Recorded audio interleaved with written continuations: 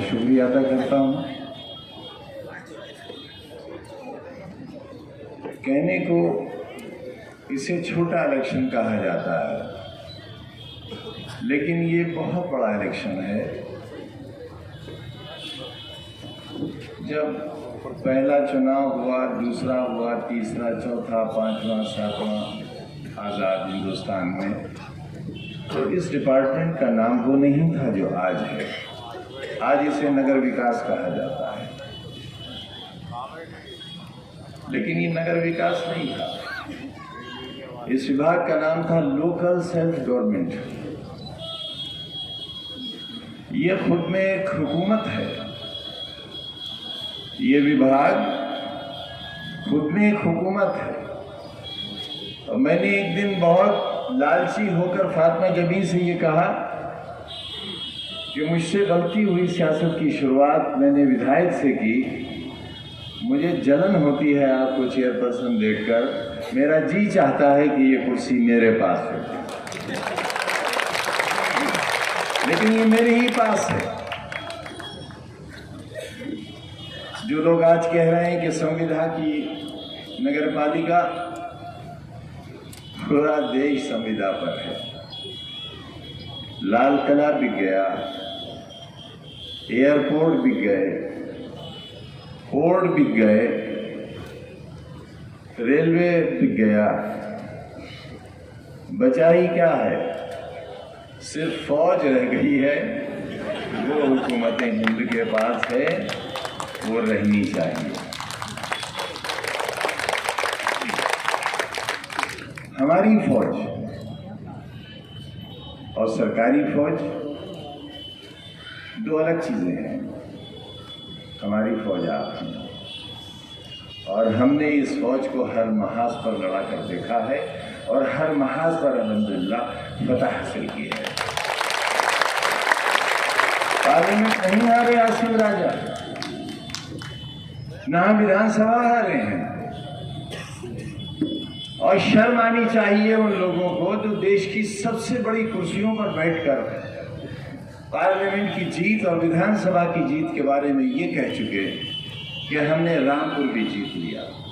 रामपुर वालों, 150 करोड़ के हिंदुस्तान में तुम्हारे रामपुर की सीट का जिक्र हिंदुस्तान के वजीर आजम ने किया है। तुम्हारी ये हैसियत है। इतना डरते हैं तुमसे, इतना खाइफ है। और ये खौफ मेरी जात का नहीं है, न मेरे वजीर होने का, न मेरे MP MLA होने का, बल्कि ये खौफ है तुम्हारे और हमारे इत्तेहाद का और हमारे बीच के एतमाद का। जब तक हमारे और आपके बीच का एतमाद बाकी है, हमारी ये ताकत बाकी है। क्या हुआ? विधानसभा के सदस्य रहे न रहे, एक शख्स जो नौजवानी की मंजिलें पार भी नहीं कर सका है, उसकी 2 बार विधायकी खत्म कर दी गई। मेरा और अब्दुल्ला का वोट देने का अधिकार भी खत्म हो गया।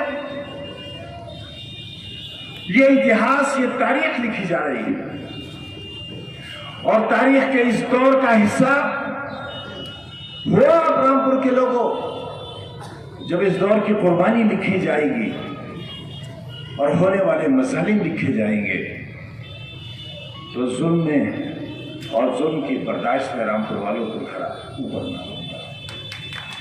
मैं ही नहीं उतरना,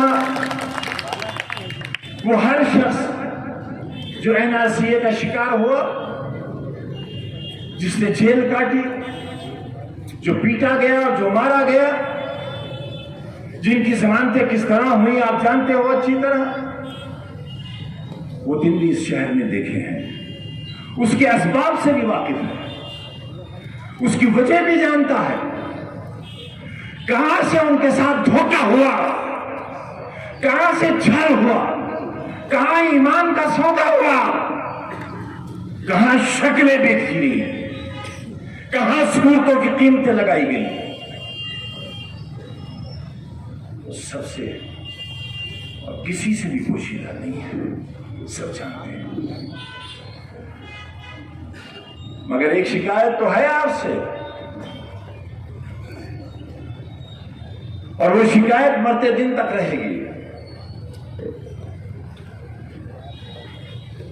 मैंने आपसे यही कहा था और फिर कहता हूं,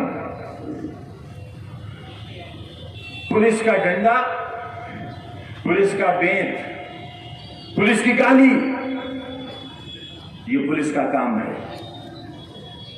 लेकिन अगर हमारे अजदाद पुलिस की गाली से डरे होते, पुलिस के डंडे से डरे होते, तो क्या हिंदुस्तान आजाद हो गया होता?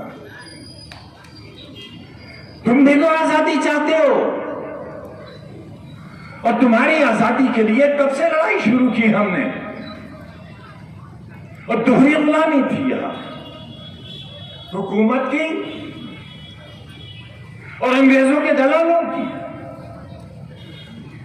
उस दोहरी गुलामी से निजात हासिल करने के लिए यहां का बीड़ी बनाने वाला, यहां का रिक्शा चलाने वाला, जरी का काम करने वाला, मजदूरी करने वाला, यहां का बदहाल जिसके कपड़ों से पसीने की बू आती थी और कोई शरीफ शख्स उनके पास खड़े होकर वोट मांगने नहीं जाता था, क्योंकि वो उस जमहूरी निजाम का हिस्सा भी नहीं समझा गया था।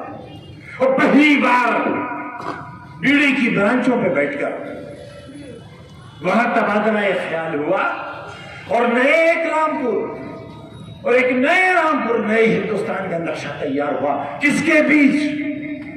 हमारे और नवाबीन के बीच नहीं, हमारे और सियासतदानों के बीच में नहीं, हमारे और मुलायम सैयदों के बीच में नहीं, हमारे और अखिलजादों के बीच में नहीं, बल्कि नए सवेरे का नक्शा तैयार हुआ। मेरे और बीड़ी बनाने वाले और रिक्शा चलाने वाले मजदूरों के बीच में।